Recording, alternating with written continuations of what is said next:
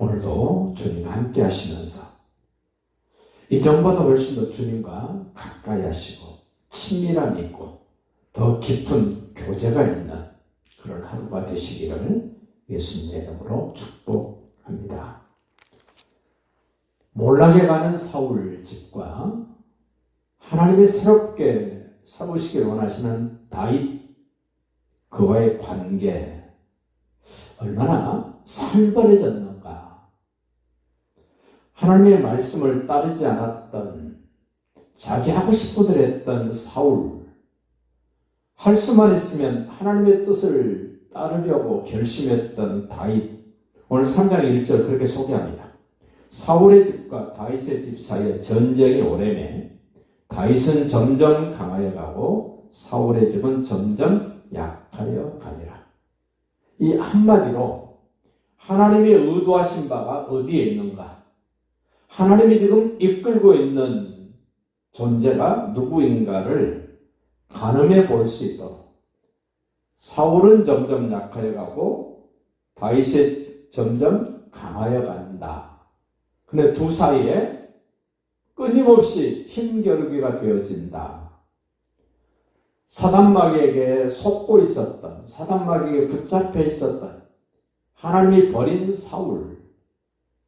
그는 사단마귀에 속았기 때문에 하나님의 사람 다윗을 죽이려고 계속 추격했던 그 사울. 그가 죽이려고 했던 다윗은 오히려 강성해지고 자신만이 몰락해가는 모습을 보면서 다윗은 귀에 있을 때마다 하나님께 여쭙습니다. 하나님, 사울과 요나단과 그들의 집안이 몰락했는데 제가 유대 땅 어디로 가면 좋겠습니까? 라고 물을 때 헤브론으로 가라 해서 헤브론에 와서 어떻게 지내고 있는가 2절부터 소개합니다. 다윗이 헤브론에서 아들들을 낳았으되 맏아들 암논이라. 지금 자식을 지금 5명을 낳게 되는 장면을 우리에게 소개를 하는데 헤브론에서 약 7년 정도를 살게 됩니다. 그 7년 동안에 아들 5을 낳았는데 첫째 아들은 암논이요, 둘째는 그 아비가일이 낳았던 길르압이요, 셋째는 압살롬, 아버지를 반역하고 완전히 통째로 하나님의 뜻을 거역하려고 했던 압살롬이요, 넷째는 아도니아라.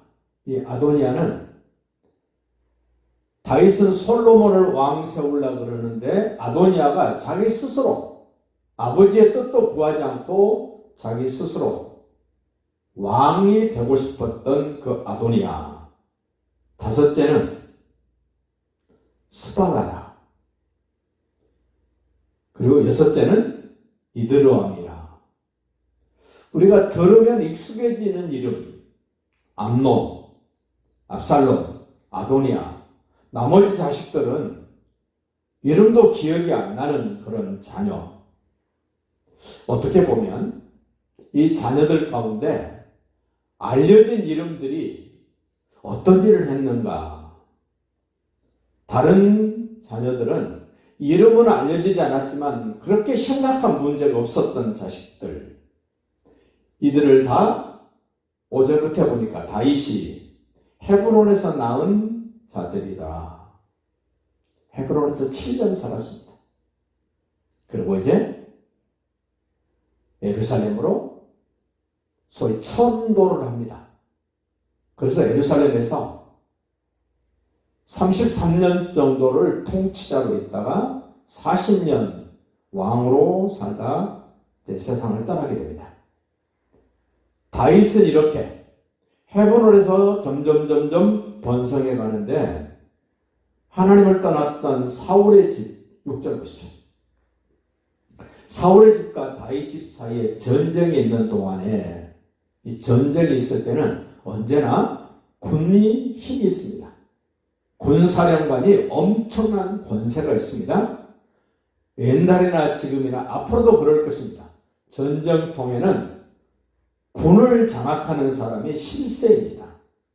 6절 지금 그 얘기를 합니다. 사울의 집과 다윗의 집 사이에 전쟁이 있는 동안에 아브넬이 사울의 집 이스보셋의 왕으로 있었던 그 사울의 집의 군대 장관인 아브넬이 사울의 집에서 점점 권세를 잡으니라.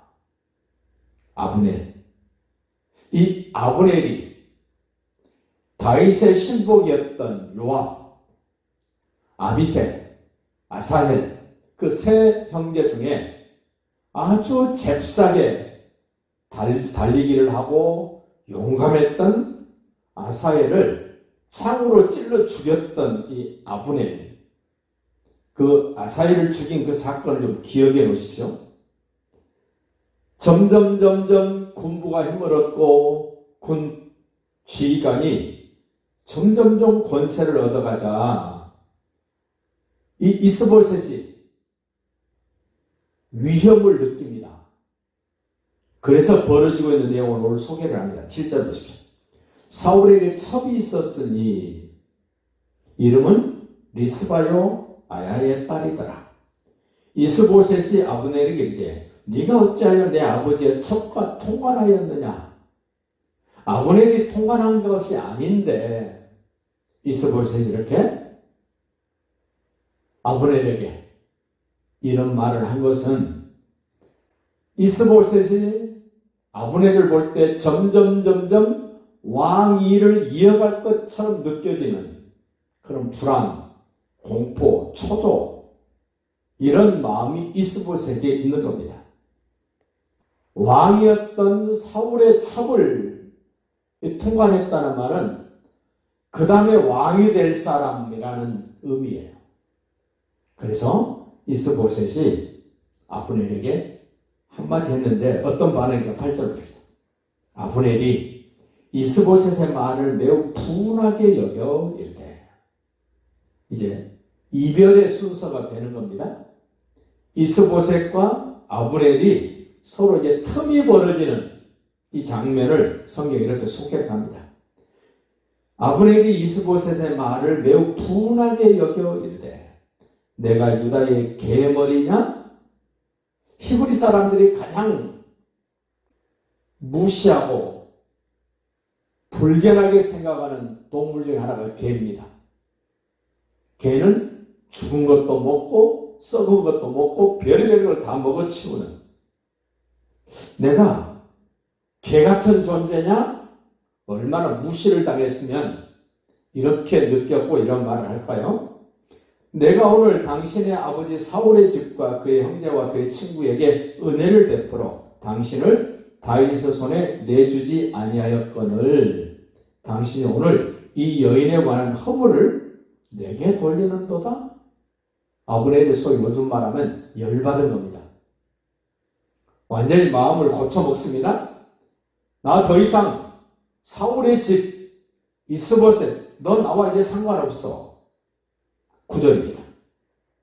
여호와께서 다윗에게 맹세하신 대로 내가 이루게 하지 아니하면 하나님이 아브넬에게 벌 위에 벌을 내리심이 마땅하니라.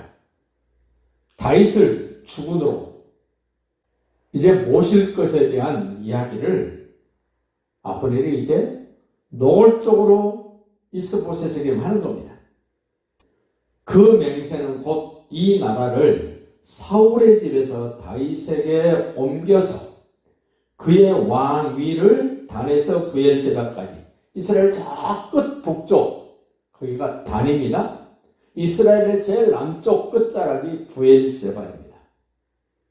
우리가 대한민국을 말할 때 하늘나라에서 백두까지 뭐 이렇게 표현한 것처럼 단에서 브엘세바까지 뭐 이런 이스라엘 전역을 총칭하는 말, 단에서 브엘세바까지 이스라엘과 유다의 사울이가 하신 것이니라. 아브넬도 알고 있습니다. 하나님이 다윗을 어떻게 쓰시려고 하는지를 알고 있었던 이 아브넬. 결국 어떻게 됩니까? 11절. 이스보셋이 아브넬을 두려워해 감히 한마디도 대답하지 못하니라. 이스보셋은 하나님의 뜻을 전혀 모르고 있는 사람 같아요. 그러나 아브넬은 하나님의 뜻을 조금씩 알아가면서 하나님의 손이 다윗과 함께하고 있구나.